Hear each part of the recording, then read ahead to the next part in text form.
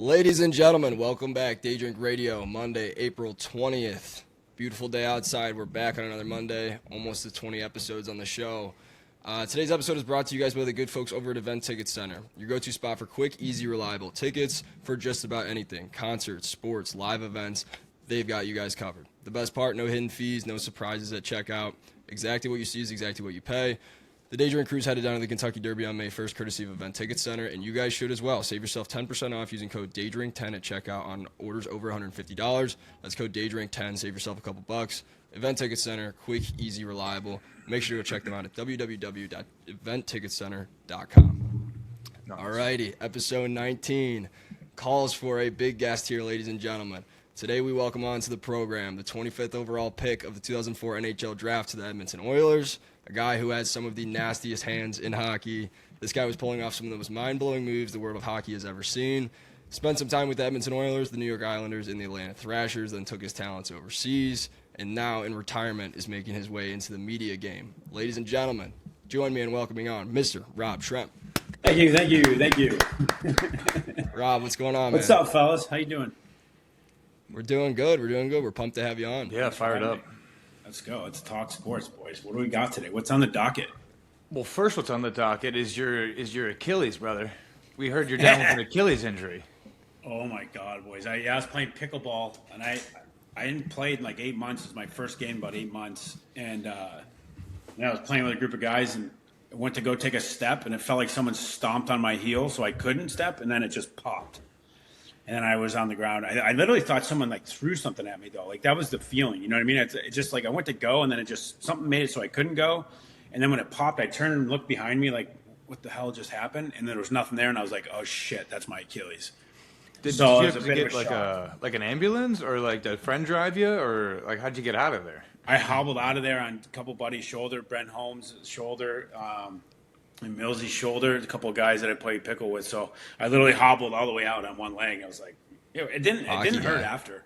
It hurt when it happened. It scared the shit out of me, and it hurt. It's one of those like weird injuries too. It's like it doesn't feel like you tore it or anything.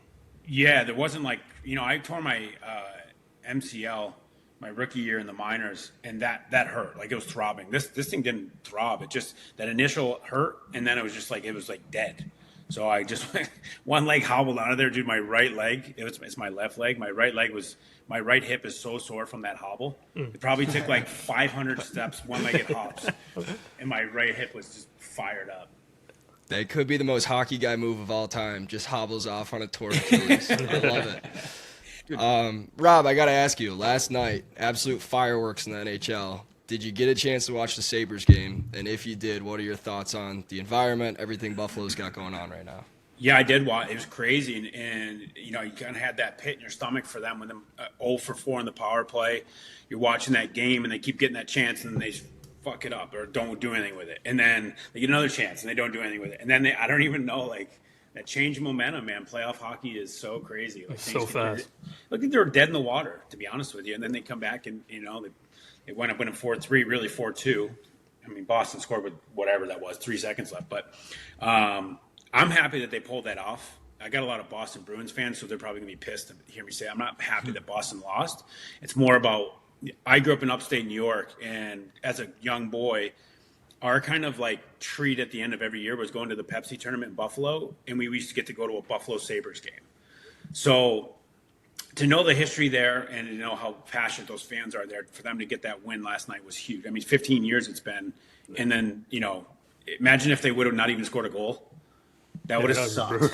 That would have been brutal. Yeah, especially because the day before, they sold out of like their beer Sabre things. Like they were fired up the whole time. The town was going crazy. And then if they got skunked like that, that would have been bad. People are saying that Buffalo is maybe a bigger hockey city I saw now that than argument. Boston. People are saying that. How do we feel? I think it's bad. That's the word on the street?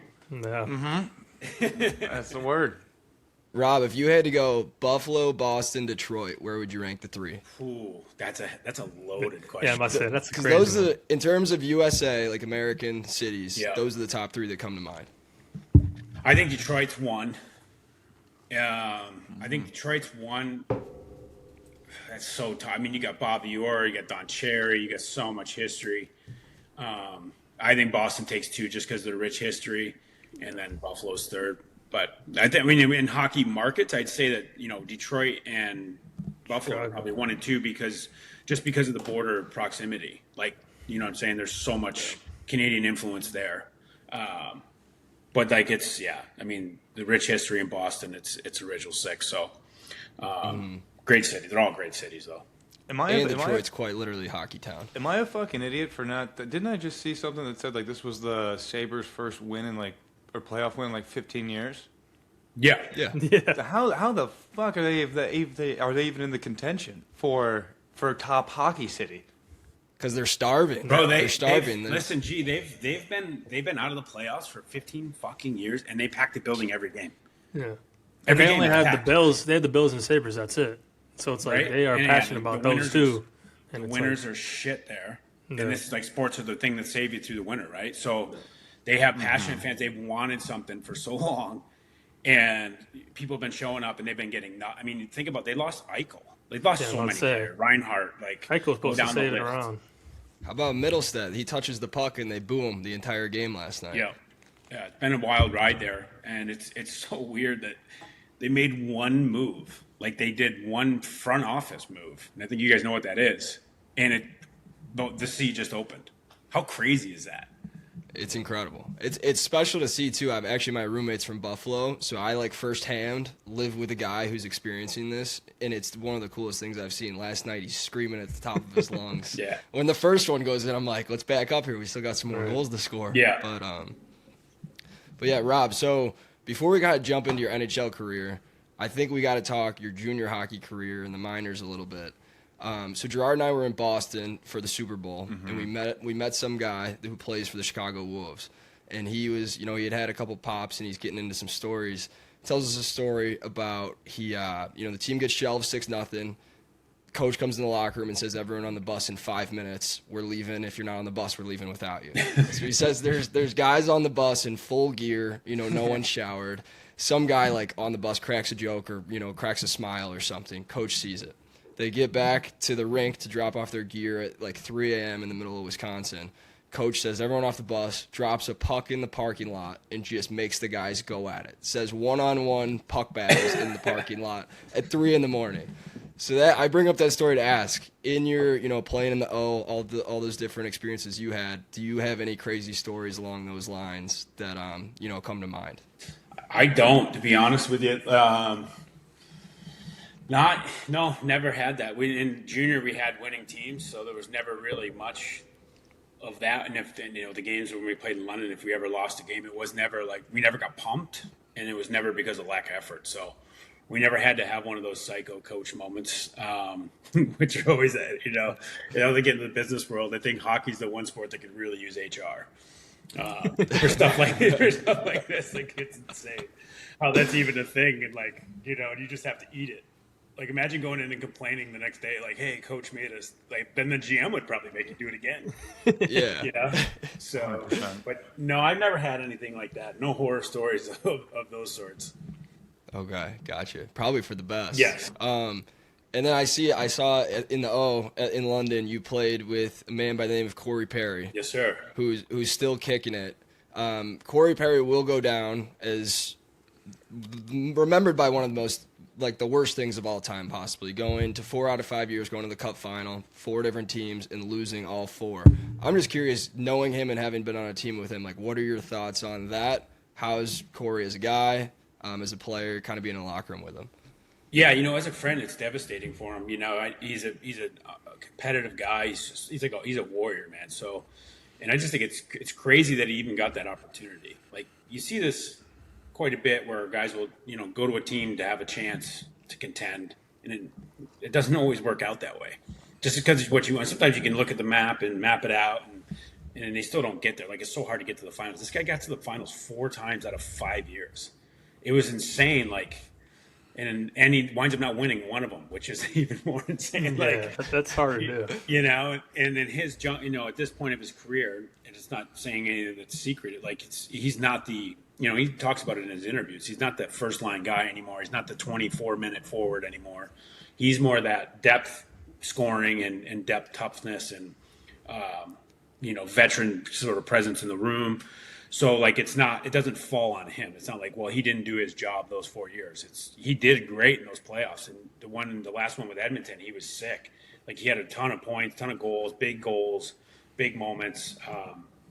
So like he's done his job, but I know for him it's frustrating because he's super competitive and he brings everything every single night. I think when he got down to Tampa this year, so I talked to him a little bit about 10 days in or 2 weeks in. I'm like, buddy, slow down. He had first 2 games, he got 2 fights, 2 goals. Yeah. I'm like, you're like, what kind of pace are you setting here, dude? Like, they're going to expect more out of you. Like, spread it out a little bit. But he's an amazing dude. Like, again, I guess a teammate, he's the best. Like, guys love him. And you'll hear anybody that's played with him speak the same.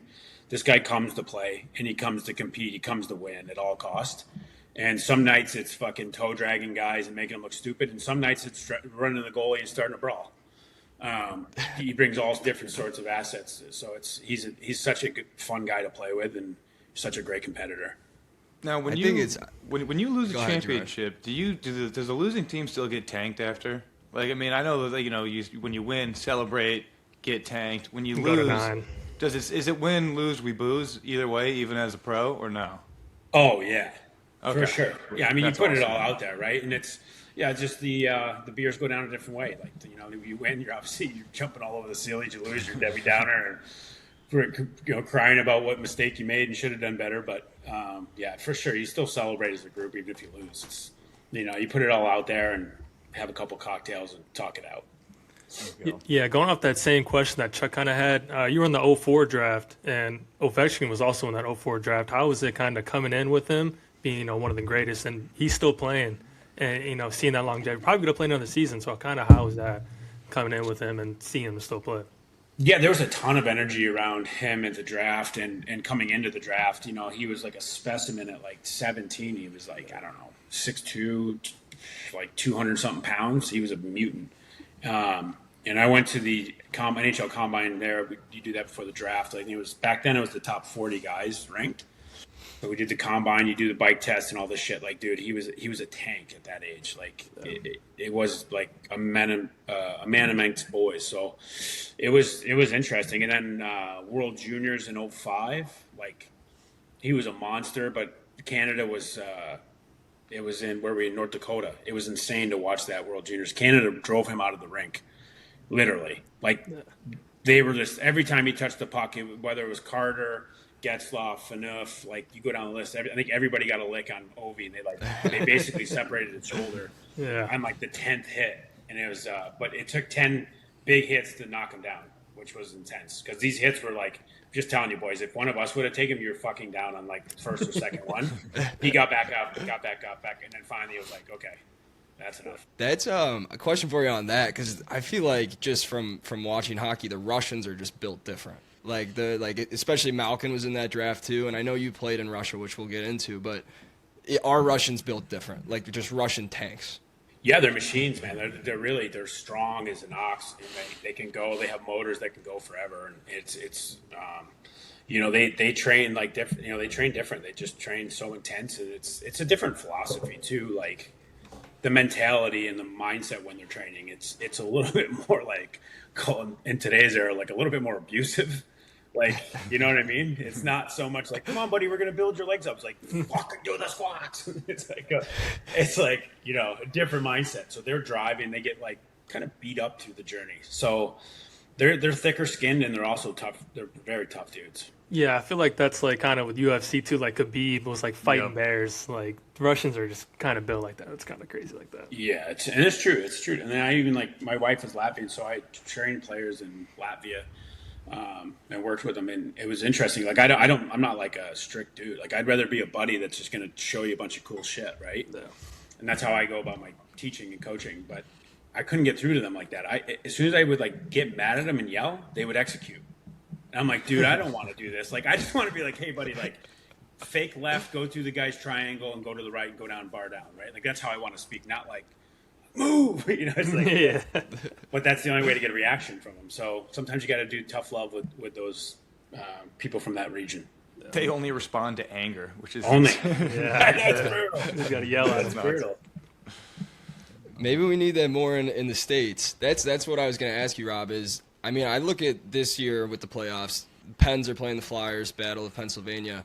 I look back on like the 2000, or like 2012 era when they had Scott Hartnell, Max Talbot, Matt Cook, all these guys that were just tough dudes, but also players. I feel like the game now, watching the series in 2026, has changed so much from that, where, in my opinion, it's a little tougher, a little more skill-oriented. What are your thoughts on how the game has changed in, 10, 15 years? Oh, it's night and day. Like, it's night and day. I think we're seeing, I think you see, dude, just so for the start of playoffs right now, we've seen some physicality, but that's comparing it to the 82-game schedule that just happened. If you were to take, let's talk about, I forget, maybe the early teens, LA first round against St. Louis. Go back and watch that series. These guys were killing each other. Like, it was nuts, the physicality. You know what I mean? It's night and day, and that's probably, 10, 15 years removed. Yeah. It's totally different. So I feel like the stuff now, the game has gotten so fast. Really, the only time for this kind of physicality to come to play is like at the net, at the stoppage. You see it now. It's like every single stoppage, it's like, even if nothing even happened, they're causing shit. You know what I mean? Like, someone comes like within 8 feet of the goal and they're like punching them in the head and shit. It's like really kind of, in my opinion, a little bit forced physicality. You know what I'm saying? It's not so much in the course of play. It's like that seems to be the only time that it comes together. And you, during your career, were you ever dropped the mitts? Were you a fighter? I fought one time in junior, my rookie year. That was the last fight on ice I had. Other than my semi-scraps down in Florida in men's league. had to shred men's league, unfortunately. But I never fought. Now, when you walk into a room, because I feel like I put hockey guys and like MMA guys kind of in like MMA guys tier 1, hockey guys tier 2, where like you can just walk in a room and you're like, I can probably beat the shit out of everyone in here, right? Do you have that feeling or no? I don't see life that way, but I'm not scared. Like, okay. I'm not scared in any room. I was thinking of what that one hockey player that got on a fight on the golf course, Nick Tarnowski. Yeah. I'm like, dude, you run into a hockey guy, you're like, yeah, I just don't want to mess with that guy, even if he was a fighter or not. He's just a hockey guy. Oh, Tarney's huge, dude. I used to golf with him down in Florida and hang out with him, so we lived close together down in Florida. And he's a big dude. I don't know what that guy was thinking at that day. He thought his vocal cords were going to save him, and they were not. Tarney's like nails. Yeah, there's just guys you see, and it's like, I just don't know why they would even do that. Like big hockey guys, like cauliflower, like wrestlers, like, all right, I'm not going to entertain. That guy might want to bottle up that liquid courage and sell it. Because I'd buy it. He had a lot of it. I'd buy it. He had a lot. Yeah.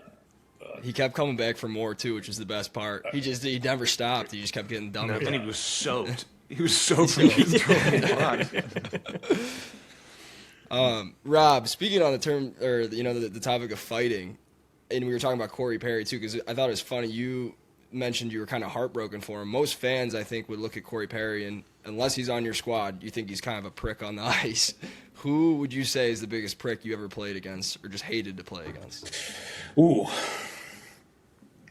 I mean, Avery and Matt Cook were they were the type of guys that you had to be on your toes at all times. You never knew where they were going to come from. And the thing with those two guys is, and I've gotten to know Matt Cook really well. He's an amazing dude. It's always the same story. You hear that shit all the time. Like, God, I hate this guy. And then you meet him over beers, and it's like the best people. But like those guys could move. That's the problem. Like the big guys, big tough guys. When I broke into the minors, the league was full of meat, like crazy meat. Pause. Pause. We had Matt Karkner on our team, Dennis Bonvie. We had Dan Carcillo. I'm trying to think of the other tough guys. We had unbelievable tough, and every other team had the same. Like Philly had Gratton, they had Tristan Grant, they had this guy Alexander Grenier. Every team had that. Point being is like those big guys didn't scare me. Like even playing against Char, like Char was such a big dude, but like I knew where he was at all times. So that when you get guys like Avery and Cook that are not that, they're not that big, and they can move, it's like you got to be careful where you put yourself on the ice. And they're just the chirps nonstop. They're just ripping and chirping and trying to get you frustrated. So it's like they do the role really well.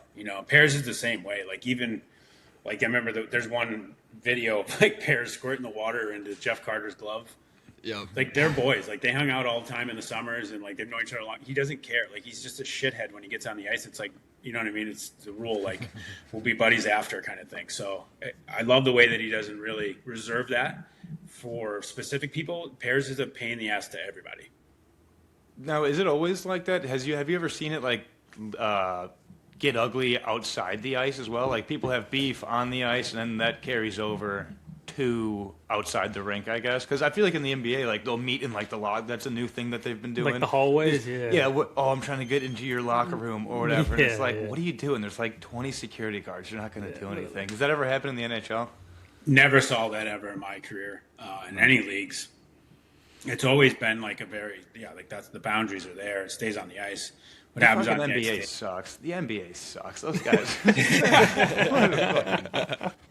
It doesn't happen in any other league besides them. Absolute showmen. I want you to know that I support you in almost anything, but if you're going to put that on and put your stamp on it, my stamp is not on that comment. Yeah, okay. On the NBA Gerard, you can put mine on there. I'll stamp that one. You can back him up. Yeah, I'll back you up on that one. Speaking of guys you played with, this was a little bit, you played with them before it happened, but you played in Atlanta with Dustin Byfuglien, Andy Vander Kane, guys who would go down as like a little bit of drama action. Evander Kane ended up going bankrupt. I know all of that was kind of after you played with them, but I'm curious, being in a locker room with those guys, how were they as locker room guys, just being on the same team with them, that kind of thing? Yeah, Buff was the man. Like, Buff was the best guy. Honestly, he's the fucking best. Like, just such a good dude. Down to earth, just like he's a big teddy bear. Off the ice, he's amazing. And he's just very simple in his ways, likes what he likes, beer drinker, loves to fish, just takes life how he wants it, Kaner, when we was there, he was a young buck, and he's kind of, it's the NHL, and you get cocky and full of yourself a little bit. And I think Buff was really, coming from the Cup teams and coming from Chicago, like it's one of those things where he wasn't going to let him rise up too high, Nothing happened. He's like, that's not how we operate. It's not how we operate. And basically, I don't care what you do, but whatever you're doing, better not dip into my pool. That's how. And then I think it boiled over, and Winnipeg, they threw his shit in the shower or something. They were supposed to. I know the story was something like you're supposed to wear a suit. It's not like today's era. Now they're letting them, no dress code. But back then, you're supposed to wear a suit, at least a jacket and a button down. And I think Kaner wore his sweatsuit to the rink or some shit. So Buff was again showing him the standard and was like, no, it's not going to fly. But they're both good guys in their own way. People get along with Kaner in different settings, and I got along with Kaner in different settings. It's sometimes in a group setting it was a little bit different, a little bit more kind of show offy, I guess would be the thing. It's more ego came out, but at the core he was a decent guy to us, so no complaints there. So Chuck was just talking about Atlanta and that kind of thing. I know you're only there for a couple months, but how was it playing in Atlanta? You're in Canada, you're in Long Island, but how was that Atlanta experience in kind of playing? There's no longer a team there, but kind of how was that experience? It was disappointing, to be honest with you. It's, it just was. Like, we had a sick team. Like, when I got picked up on waivers from there, it was like exciting because we were close to playoff spot, and we had a wagon, dude. We had like Andrew Ladd, Brian Little, go down the list. Like we had a really good team. Our decor was sick. Toby Enstrom, Byfuglien, Ron Hainsey, good goalie. Like all that stuff was a great team. Because I think in the previous years, like in Atlanta, it was a lot of kind of veteran guys down there that were maybe going down for their last leg of their career. That's how it used to be. And at this point, there was a good group. So, but the problem being, there's no fans. Like there was just no fans. Like home games were like, I don't know, anywhere from 3,000 to 5,000 fans in the building. Yeah, it's crazy whenever they talk about like expansion and different things like that. Atlanta's always brought up, and I'm not sure why it didn't, work any other time. And now they're trying to bring it back. I just think it's always crazy. I don't know the business side of it. Maybe there's TV rights or something along those lines that make it. The arena's already made. The arena's made. Maybe there's TV. Maybe I'm only guessing. I can only guess at it because I don't get it. Because I did play there for a short time, but we weren't like bottom of the barrel at that time. We were 2 points out of a playoff spot, so it's not like the season was dead and fans just gave up on us. They just weren't coming. So I don't know what the economics are, what makes it feasible to have a team there. Atlanta doesn't seem like a big hockey city to me. Call me crazy. It just doesn't. It doesn't scream hockey to me. I don't know, Magic City. You ever pop in? But I wanted to talk to you about we already know we were talking about the Russian gas. I just had one question. Do you know anyone that has it, and what's in it? I have no idea what it is. I don't know. We didn't have it in Latvia. We were a little bit of a lower budget team, so I don't know. Maybe we didn't get the goods that the KHL actual Russian teams got. But I've heard like Whitney and the boys from their experience seeing it, and a bunch of other guys have seen it and done it. But we never had it. I'm kind of jealous. I could have used some of that with the travel we had and man, sometimes you're just so gassed. So now it makes sense why those guys were flying around and I was like fucking in quicksand. I could use it on my day-to-day. My knees are hurting. Swimming too many laps. Hey, fuck off.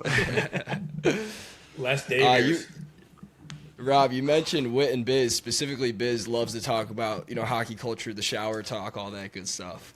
I know I played D2 college hockey. We were doing the slip and slides, the piss bombs, the whole 9 yards. in your experience in the NHL, you see a lot of that stuff? No, it's pretty buttoned up. And this, that's what junior is like. We all miss junior because it's all the stupid shit and the fun little boy shit that you do. And, you go to the show and you're in the shower with, a guy that's, 36, full family, and is, matured 16 years ago.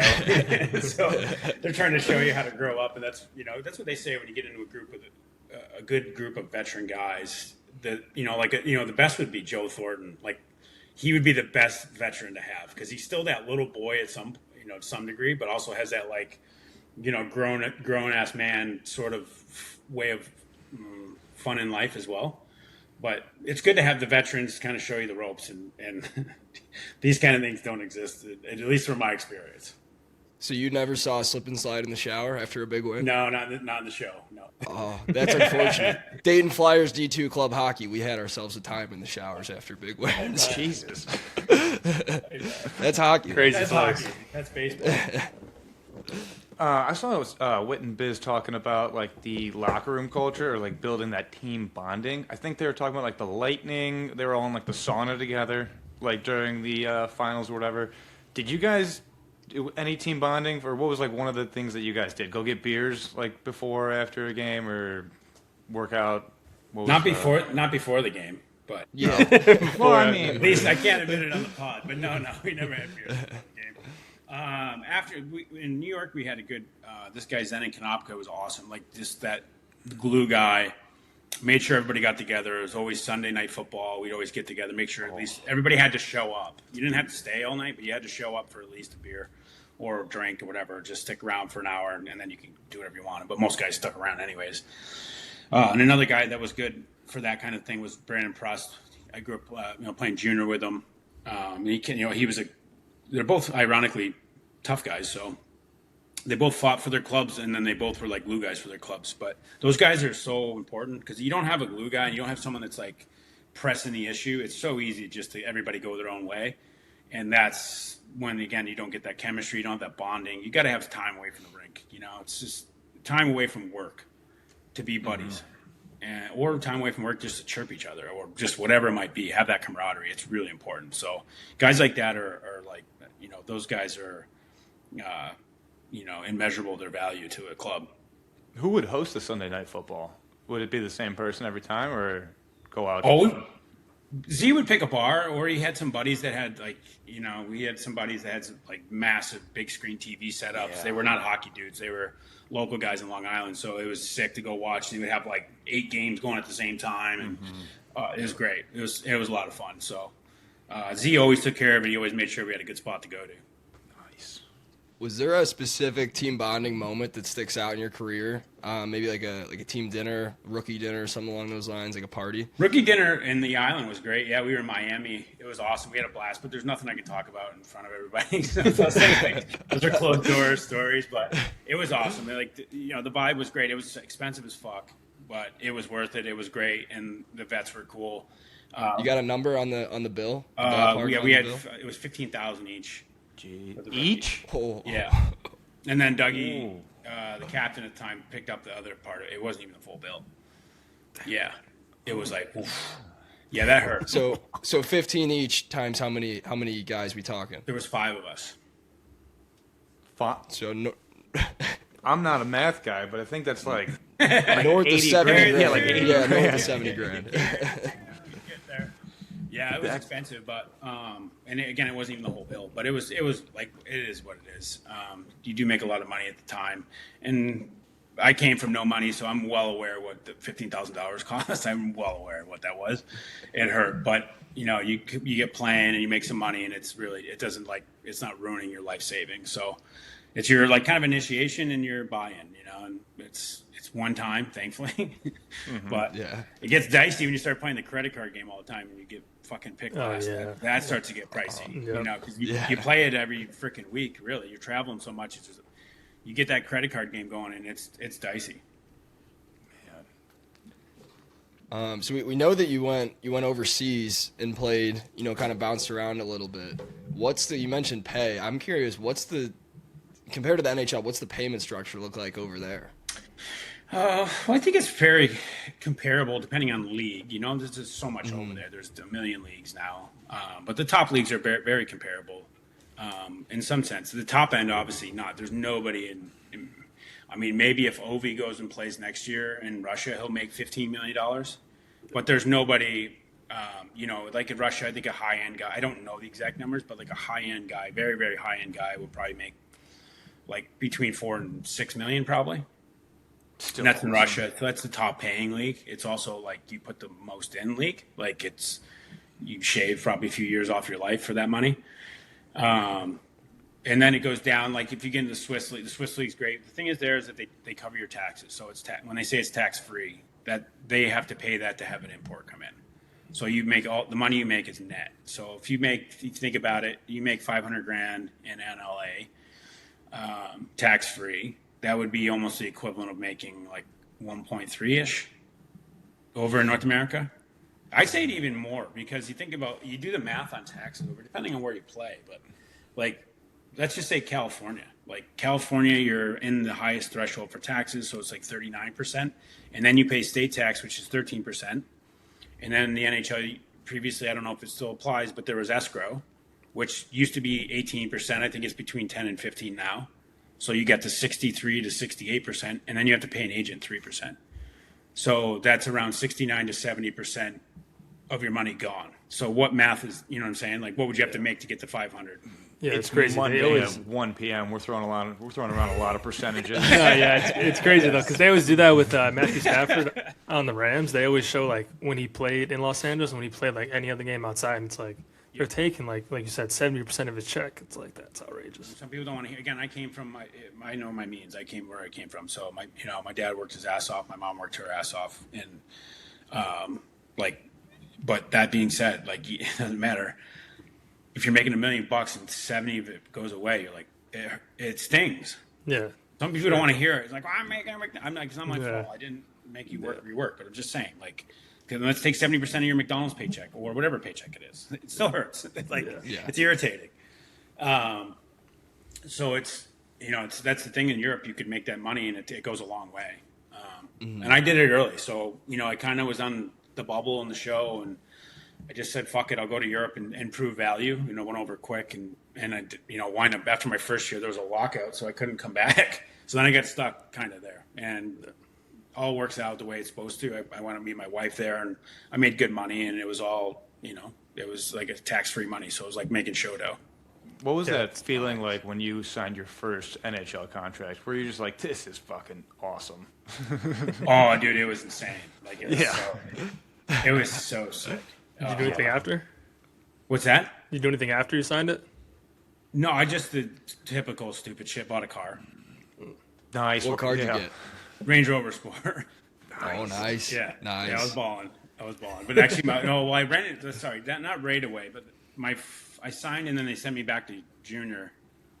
And so I was on whatever. I signed my rookie deal, and I went my last year in London. So I got some money in junior, which was nice because everybody makes $50 a week, and nobody has money. Yeah, that's what you make in junior. So I actually had my signing bonus, which was great. But I wind up being the sugar daddy for everybody. I was gonna ask, in the locker room, are you like the guy everyone's coming to with all the money? Oh yeah.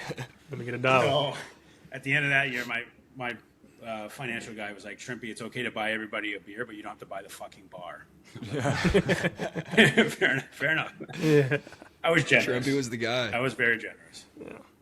$50 a week. That's crazy. You make more you make more doing McDonald's or something. You do 2 DoorDash deliveries. That's right. That's 50 right there.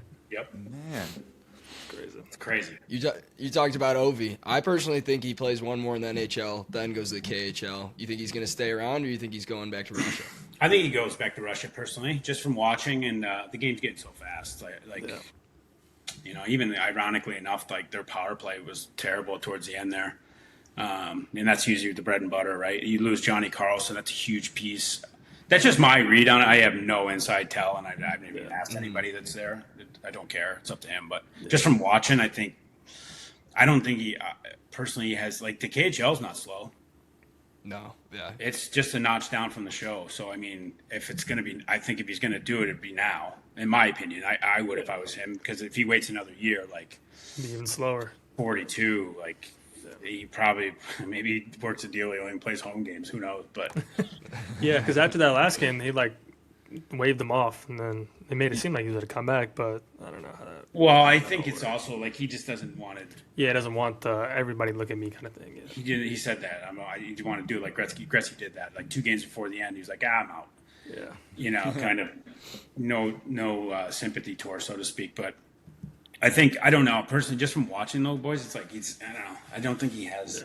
Yeah, and it's like his age too. It's like it's like the same thing with LeBron right now. It's like he's playing at a peak level, but then he has all the injuries and everything. Obviously, he's a step slower. So it's like, how long is he to be able to do this for? Yeah, and the thing is, just now he broke that record. It's time to go celebrate, which would be right. You're in Russia, make a bunch of money, which is not even.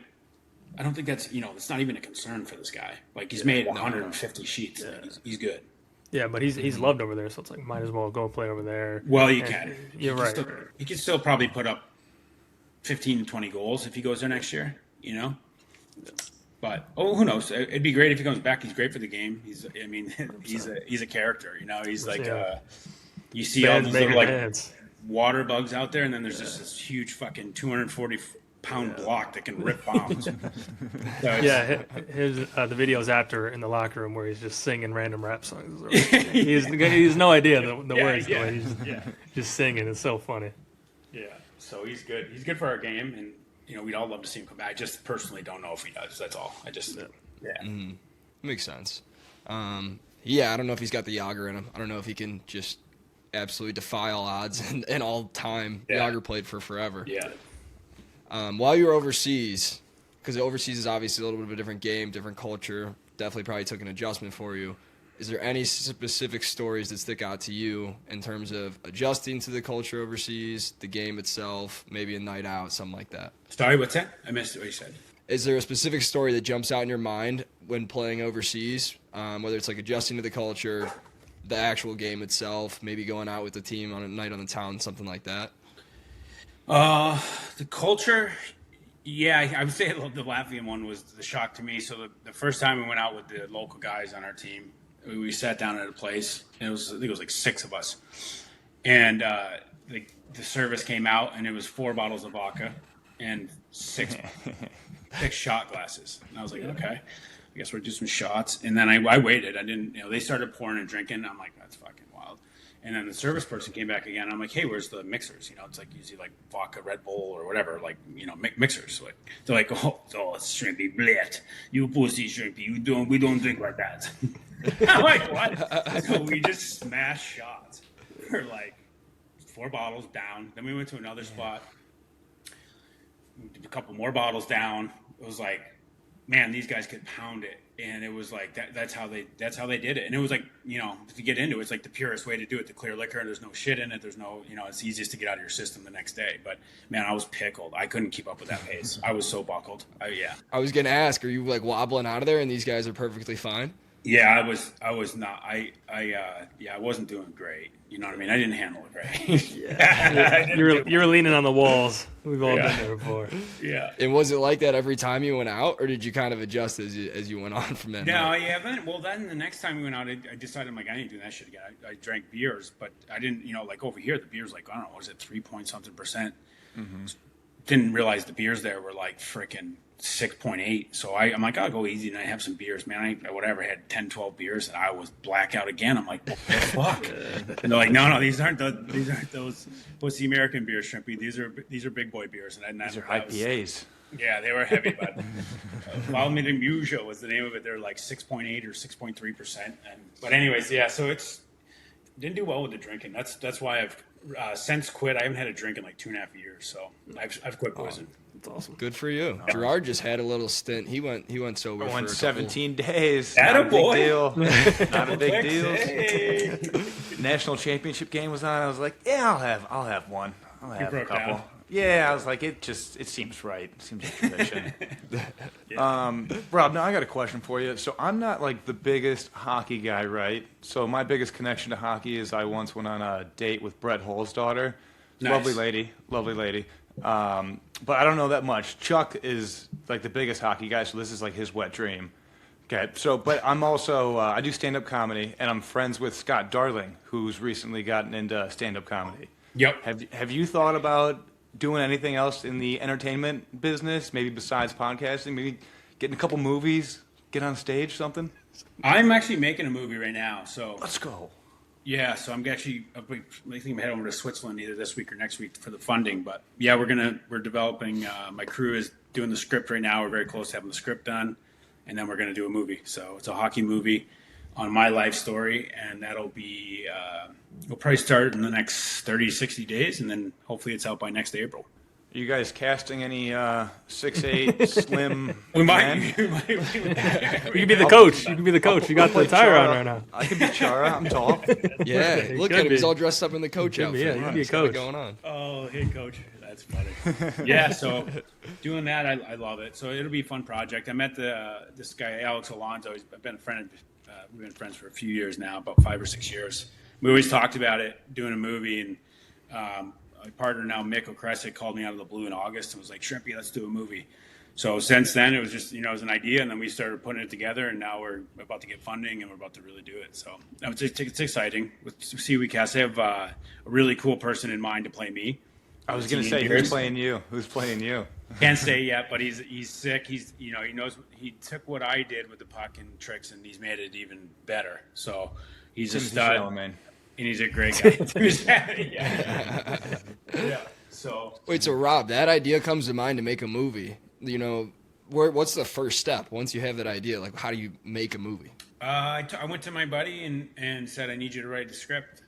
We had one script writer, and they were great, but they just didn't have any rapport with them, and it takes a lot of time. So I've spent probably 50, 60 hours on interviews with the script writers to tell my story and get the story right. So it's going to be a Hollywood feature film. We have a couple of Hollywood A-listers that we're targeting. It's going to be exciting. So they'll be the star of it, so to speak, in the star power. And but yeah, so you go there and then you figure out, investors. You got to figure out film crew. You got to get a line producer. You got to get all these things going, and it's really unique to do because it's been a great journey to learn. You have to do all this stuff like unilaterally. And some things are hold up. You have to have budget. You got to have proof of funds to get the actors, but you got to have the script done to get the investor. So there's so many problems you're solving all the time and trying to figure out how to keep the ball moving and keep everybody interested. And the other thing is my friends are they just won the best documentary at a couple film festivals, so they've got traction going in their own lives. Again, keeping it all together, that's the trick. So finding the pieces and figuring out how to do it, it's pretty cool because it started with an idea, and when it first came, I wanted to do it in my hometown and give homage to that. But that being said, we're talking movies, usually it's done in New Mexico or wherever, right? Yeah, something random. Not a movie person per se. And wind up being that the best place to do the movies for tax incentives for investors is Syracuse, New York, which is my home area.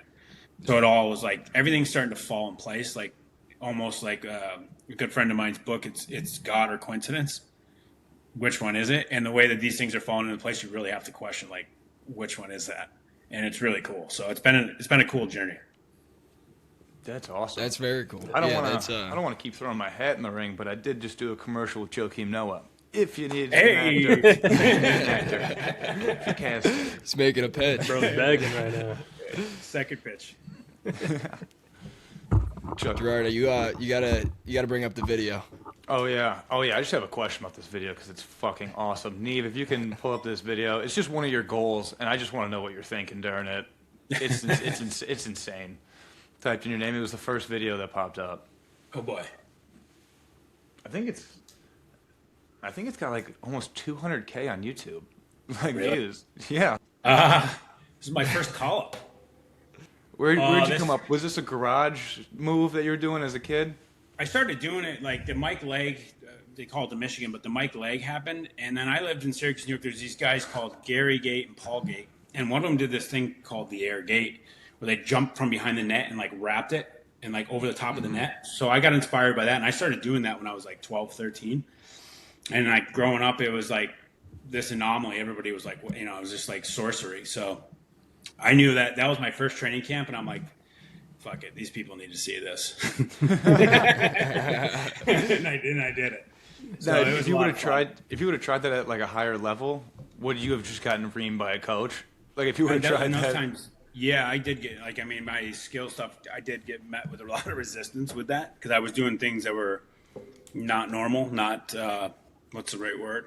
Traditional. Not traditional. Yeah, it was like really like it was weird. But I mean, a lot of people also like players loved it, and then like upper people were like, "What a punk." So it was weird traction, you know. But I could have done it, and I have a whole philosophy behind this, like, you know, using the air of the ice. It's interesting because it's a whole different dynamic and dimension that you could use, and it's if you can do it well, then it's objectively positive. But sometimes you got to get past the dinosaurs, and I didn't get past the dinosaurs. They blocked me. When's the last time you ripped one of those? When's the last time you ripped a shot? Just like, I don't know, either just doing something or just the last time you ripped a nice wrister. I mean, I just got done playing Senior A this year, so I had a couple snipes in playoffs. So it was like 2 months ago. Did you make it to the ship or just no? Dude, playoff exit? We lost in the second round. The worst. Ran into a bunch of young bucks, Elkinston Killer Bees. They're a good team though. They got guys that have pro resumes and played at a pretty decent level. So it's good hockey. It's fast. Like I'm old, man. I'm 39 and probably about same. I'd say my body fat's right around the same as my age. So I don't move around so quick these days. So, you know, these 23, 24-year-old kids are buzzing out there. I wait for the power play and lick my chops. No. Love it. Now you got one leg too, so you can't even. Now I'm done. Yeah, now I'm on LTIR, boys. Fuck. All right, Rob, we know you don't have too much time. I got one last question for you. Went through a hell of a career, lots of ups and downs. You got a lot of experience under your belt. We asked our guests this. If you had one piece of advice or just one kind of like word for the world itself, what would you put out there? I would say whether you think you can or whether you think you can't, you're right. Ooh, what a mental pretzel that just put me in. Happy Monday, G. Well, Rob, thank you very much for your time. We wish you the best in recovery, too, with the Achilles. We're sorry to hear about that, but wishing you the best of luck. And hopefully we'll see you soon. I think we can run something back here, and I know we all really appreciate it. No problem, Thanks, boys. Rob. Great meeting you. Thanks for chatting. Thanks, Rob. Absolutely. Sure. See you, Rob. Cheers, boys. What a nice Rob guy. Schremp. What a nice Clap guy. it up for him. What a guy. Right. So is anyone else celebrating 420? I mean, I think celebrating 420 is like a stupid thing to say. Yeah, I've never really gotten the hype too much. Why is 420 the day? Like, That's a good question. I don't know. It's got to be. It just used to be like legal or like legal everywhere. So there was just like a day. Is 420? Why is 420 Weed Day? 420 originated in the early 1970s with a group of California high schoolers known as the Waldos, who used it as a code for meeting at 420 to indulge in cannabis. That's awesome. The term was spread throughout the Grateful Dead concerts. That is a cool little fact that you probably didn't know. That's awesome. The Waldos. That makes sense, Waldos though. is a sweet name. That makes sense, though. I got the Grateful Dead and everything like that. That's kind of up there. Everyone goes there and just gets messed up. So. Can we talk about gambling? Yeah, let's do it. I'm 3 for 20 on my last 20 bets. Yeah, it's been rough. I'm done. The NBA is disgusting. The NBA. What are you taking? Well, yeah, what'd you take in NBA? Are we taking parlays or straight we're bets? taking some parlays, but we're also taking some straight bets. There's a handful of straight bets in there. Just disgusting. What'd you take over the weekend? I'm taking like this. It's the first week of the playoffs. I'm taking the stars. You know, like the stars of each team, and they're just assholes, dude. Like Cade Cunningham last night. The dude's averaging 9.9 assists a game, so basically 10 assists a game. Move his line down to 8. Guy ends up with 4. Yeah, It's but like, his team come sold. on. The rest of his team sold. He had to put up 30 because his team was selling on him. Jalen Durham, fucking rebounding The rest machine. of the Pistons team 5 sold. boards. Yeah, sold. 5 boards. Also, did. I think I made a video about this and I sent it to Chuck, and it probably didn't get as much love as it should have, probably because it was kind of a shitty video. But sportsbooks not paying out the bet as soon as the game is over needs to be fixed immediately. That needs to be on one priority, and it never makes sense to me because I'm trying to get my money so that I can place it on the next game that's starting, or then make the games more separated by like 30 minutes. Then don't have a game that starts at 6 and then the next game starts at 8:30 and that game ends at 8:29, and then I don't have any time to get my money and then place a new bet. That's your disconnect. The NBA doesn't give a fuck about your bets. That's the disconnect. No, but that's like a lot of sports too. This is a sports book. Like if I bet on the NHL, they're still not going to give me my money. Yeah, I agree with that. Yeah. I'm just saying the difference in game times like that'll never change. Oh yeah, but hockey's doing it tonight too. I think hockey's 6:30 tonight. Yeah, that's terrible.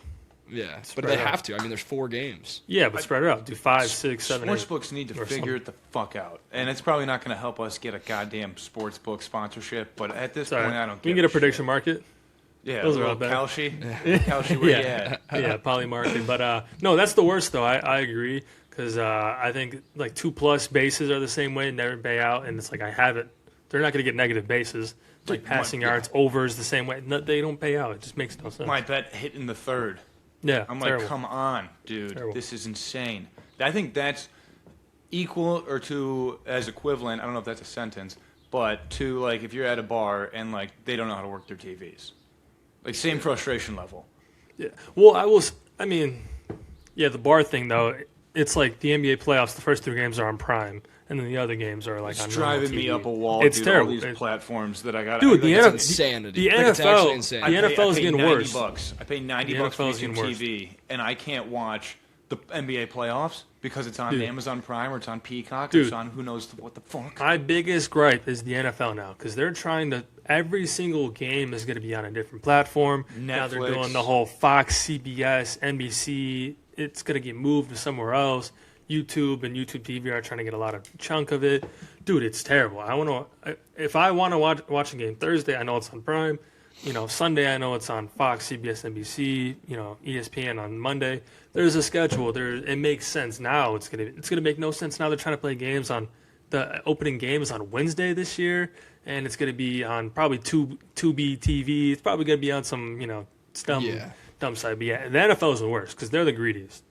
The problem is like you would back in like when I was growing up, you just have DirecTV and then you can pay for the add-ons to make sure you have the channels that have the games. I think now you have to have 10 different subscriptions and they all cost the same. I think NBA is way worse. NBA is way worse than after I said that, I was like, damn, NBA is on a different platform every day. It was on Amazon, it was on Peacock, it was on ESPN. No, yeah. I just say the NFL is getting greedy because they're literally like they had Thursday, Sunday, Monday. Now they're trying to do Saturday games, Wednesday games, and they had the Christmas thing last year on a Wednesday. Like they're trying to like make the NFL like an everyday thing, which that's not good. Like keep it the way it is. It's literally simple. It's good the way it is. I don't like the way they're doing it now. But the NBA is much worse because every day it's a different platform. I'm not gambling until the Derby. I'm out. I'm done gambling until the Derby. I'm out. Yeah. Wow. Yeah. It's gross. It's grossing me out too much. I don't blame you.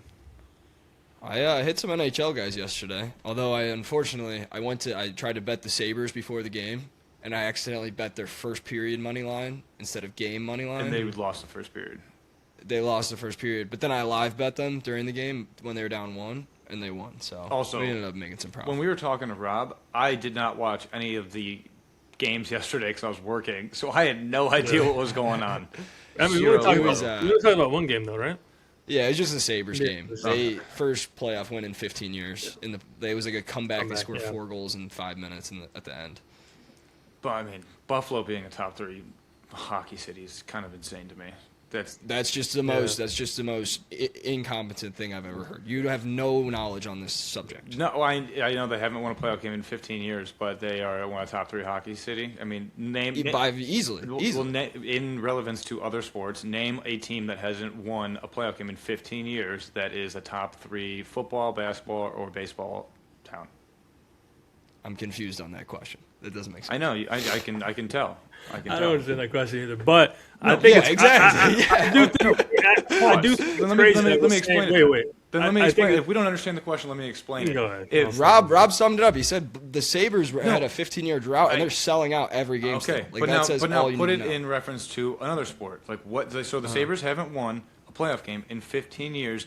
Name another sports franchise in another sport that hasn't won a playoff game in 15 years, but is still listed as a top 3 sports city in that sport.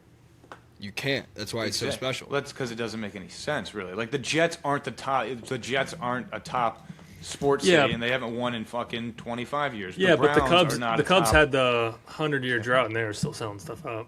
You have to understand hockey's a lot different than those other sports too. And nothing to do with Buffalo either. Sport's a sport. I just think it's because football is so normalized. Like there's so many more casual football fans. Hockey, there's a lot more discrepancy in like diehard fan bases and not. Where are you pulling those numbers out of your ass? That's not because a stat. hockey's the least watched out of the main 4 sports. So what? I do think it's crazy though. It's not watched as much. When you asked, there's more discrepancy, 100%. Chuck, when you asked the top 3, you left out Chicago. I feel like that was kind of crazy. I thought that was also kind of crazy. I thought that Buffalo is 100 times better hockey fan base. We're original 6. We're original 6. But you guys have to understand. You have the Bears. You have the Bulls are bigger than the Blackhawks are. No, they're not. In 2010 they weren't. They're not now either. The Bulls suck. Now that they both suck, it's the so it has to do with if you're good, and the Buffalo Sabres haven't been good in forever. So whenever the Hawks are loyal the entire time, that's what makes Buffalo better than Chicago as an NHL fan. No, that's not true. But whenever the Hawks are in the playoffs, they have the number 1 TV ratings. They have the number 1 attendance every year, every single time. Back to Rob's point, Buffalo was selling out even when they sucked. Yeah, that's but the whole point why they're a better NHL I haven't fan heard base. anything about the Buffalo Sabres fans in 15 years at all, and apparently they're selling out. I haven't heard one word about them. I will. If you watched the game last night, watch the pregame and the game. No, I'm not itself. watching the pregame. No. Did you guys not see the video of the fans tackling the dummy in the street? That's not the pregame. That's just a clip on Twitter. Yeah, but that's tailgates though. Like and Bills Mafia, they jump through tables. That's just how Buffalo is. Like that's congrats. You guys are good parking lot partiers. Yeah, so how are you Gerard, I don't saying know that they're not a top 3 fan base? I don't know if you saw this. They go nuts. I don't know if you saw this online, Gerard. They're saying, do you think Buffalo is a bigger Bills town or a bigger Sabres town? And that's insane. I can't believe the question. And Chuck, I live with a kid from Chuck Buffalo. is going to say Sabres, and that's not. I even live close. with a kid from Buffalo. Are bigger I heard that Sabres exact question fans yesterday. People are Bills. No, they're not. Buffalo Bill fans. I live with a kid from Buffalo. Who gives a fuck about that kid? That's one person. That's one person. He said, when the Sabres are good, they are bigger than the Bills. But I thought you said make that a poll. No, he said if they're both good. I thought you said the same thing about the Blackhawks. Like, they got to be good, different things like that. No, yeah, but they're not. The Blackhawks aren't selling out every game when they're bad. You have a straw man's argument. Yeah, but the Bills. Every game is sold out. You guys don't watch hockey. Like I don't. But I'm still. You didn't watch the game last night. Trying to say but I'm still tapped into everything. You're trying to say that Bills fans are more. Nobody circles the wagons like the Buffalo Bills than the Bills. That's insanity. It's because more people watch football. That's your argument. Which why I'm saying there's much more discrepancy. More diehard. They are more diehard for the Sabres than they are for the Bills. Who is football just has more viewership. Who's the biggest Buffalo Sabres player ever? I don't know. This isn't like a gotcha. Rob Ray's like a big name, but he was like an enforcer guy. All right, so I was gonna make a comparison. Who do you think's bigger in Buffalo, Jim Kelly or Rob Ray? And it's Jim Kelly, 100%. I'm not arguing that. Who's the biggest who's the biggest star on Buffalo right now? Tage Thompson. Tage Thompson, or who do you think people care more about, Tage Thompson or Josh Allen? Yeah, but no one gives a fuck about Tage. No one gives a fuck about Tage. I'm saying more diehard. Gerard, if you're walking down the street, would you rather have a picture with Josh Allen or Tage Thompson? I wouldn't know if Tage Thompson was bagging my groceries. Well, No, no. he could you walk don't past watch me hockey. 10 That's times my down the point. street. You and don't I'd be watch like, hockey. That's Well, cool. no. He could be my. That's cool. But if I saw fucking Josh grocery Allen bagger. bagging my groceries, man, I'm gonna take over for him. I'm gonna make sure I That's bag such a him. stupid argument. It's insane. I can't believe I heard that I don't argument. understand I how was like, you the could say Bills that are when- way bigger than the Sabres. It's I not even haven't cool. heard Because one the thing- NFL is bigger. I'm saying in terms No, of like because diehardness. Buffalo, because the Bills are the town circles around the Bills. They have bigger sayings and bigger stars. Buffalo runs that town. I haven't heard Or the one Bills thing runs. about the Buffalo Sabres fans ever, and now I'm hearing that they're the biggest fans ever. Well, if they're the biggest fans ever, Because I you would have don't heard watch about hockey. them. I would have Like, heard about you them. don't watch hockey. I would have heard about them. I would have heard of how big of fans they're being. If I didn't mention Detroit, you probably would have had no idea Detroit was. I know No, arguably the they had number- Hockey Town I on know- their. I They had do that Hockey 'cause I Town on know their ball. ice. They have Hockey Town on their ice. I know they're You an don't know original shit. six. I know they're an They have original know Hockey shit. Town on their ice. Of course, I know Yeah. their Hockey Town. They have it on their This ice. is a bad argument from your guys' end. You don't watch hockey. They're not original six. They're not original six. I know, How I can know, they but be who one is of the? How could they be one of the best hockey towns and not original six? Thank you. That just doesn't make sense. Like, How original six? I'm not that is- there's not heritage and original tradition with six that, is but one like of the that doesn't biggest mean you things can't in have some of the best sports, fans. and they're not original six. Yeah, but look at the Leafs. The Leafs are original six, and their fan base fucking hates their team. Yeah, they but actually are running. They're running Austin Matthews out of Toronto. Yeah, Like, because they need a win. Canada hasn't Yeah. had a win in so long. That's just all right. Canada. Next subject. What else we Canada got is on the- hockey, and on they the don't docket? have a win, so they're getting irritated. They want change. They want a championship. But there's some right now. They're considered some of the worst fans in the league. They are the worst fans in the league Buffalo Sabres fans aren't even top five. because you know so much about every fan base in the NHL. I mean, haven't heard a word about them since they feel made the like- I feel playoffs. like- You also didn't hear about the game last night. I knew Like, about- you I can't knew make about that the game. argument. I took the Brewers. Well, you didn't. You said on this podcast on recording you didn't see. I didn't or see know it, what but did I bet it? Did I bet it? Yeah, I bet the Bruins. So yeah, I knew about the game, guy. I knew about the You game. said you didn't know what happened though. I knew they scored like a bunch of goals in the last couple minutes. That's all I know, and the Sabres won. But again, haven't heard a word about the Buffalo Sabres fans in all my years of knowing hockey. So Even when the Bills aren't good, crazy sellouts, crazy tailgates. we should make that a poll. What are the people in Buffalo? Are you a bigger fan, or what do you support more, the Bills or the Sabres? Just what's bigger in Yeah. Buffalo, Bills or Sabres? Simple as that. And we'll post this clip in the comments. We'll And if you get bodied, but it's also fucking hockey season, and Daydrink is a lot of. yeah, is you a- just bring up. Well, Daydrink's a lot of your friends here now, Chuck. We got a lot of your friends that like to vote on the Yeah. polls, and His- they're his all roommate- hockey his guys. roommate's gonna yeah, send your it out to the roommates whole are town gonna of be, are gonna be Buffalo, voting yeah. on this. So just Vote there's a for the little Sabres. God bias. forbid I Vote drive for the engagement to the Sabres. platform. Vote for Just the God Sabres. forbid. It's a biased engagement for a poll. Is all I'm saying. Biased engagement, my ass. You got friends too, bro. Yeah, but they're not Buffalo Bills fans. Also, are you saying like the NBA versus NHL poll? Is that what you're referring to in terms of my friends voting on shit? No, No, I mean, we have I didn't even 200 look- I didn't followers. even look at that. We have 200 followers on Twitter. It's like that's- No, on Instagram there was a poll. I didn't see the ending results. I thought I saw NHL, right? Also, the NHL, NBA is coming off the worst regular season of all time. Also, I agree with that. The NBA playoffs suck. The NHL, I would much do rather suck. watch the NHL. Well, Yeah, it'll be better next round. The poll that we had got 3,000 responses. Really? 96% NHL. Yeah, which I also agree with, but also shows that we have. I don't more of have a hockey- 3,000 friends. It's No. also just this is the worst NBA regular season. So it's like that's, Yeah. that's gonna make sense. All right, what do we got next? Then let's wrap it. I mean, it's either Alex Earl. I mean, we had the NHL playoffs, and then Alex Earl. I don't really give a fuck about Alex Earl anymore. Nothing's happened. And it's I'd say Alex Earl 420. W. No, Alex Earl didn't. She never came out with anything. That's not a W. That's a W. Not a W. Smart business move. It's not a W. She hasn't done anything. There's no She W's hasn't handed done out. shit. It's not There's no W's for Alex Cooper. No W's for Alex Earl. Nothing's happened. It was just no pointless. W's. Pointless. It was, Yeah. I'd say it's a draw. Actually, I'd probably say it's a W for Alex Cooper because she at least came out and said, "Hey, if you got something to say, say it." And then Alex Earl had nothing, so I'd say that's a W for Alex Cooper. See the video But- she posted today or yesterday? I saw her on a stripper pole, which was That was pretty the sick. video I'm talking about. Yep, that Which was I pretty don't. dope.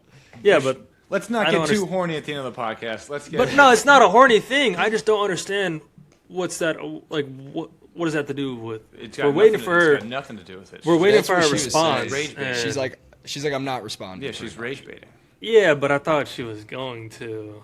And then if she that's just how she's posted gonna a video rage from. bait, if that's how she's gonna rage bait, That's cool. a terrible rage bait. That's What? like Dude, she was on a pole. It's dope. All right. Anyways, It's a terrible Chuck, rage cut it. Chuck, cut it. Ladies and gentlemen, make sure to hit the shop, www.daydrink.us. We got new Kentucky Derby hats actually launching today, so keep an eye out for those. Make sure to go shop them.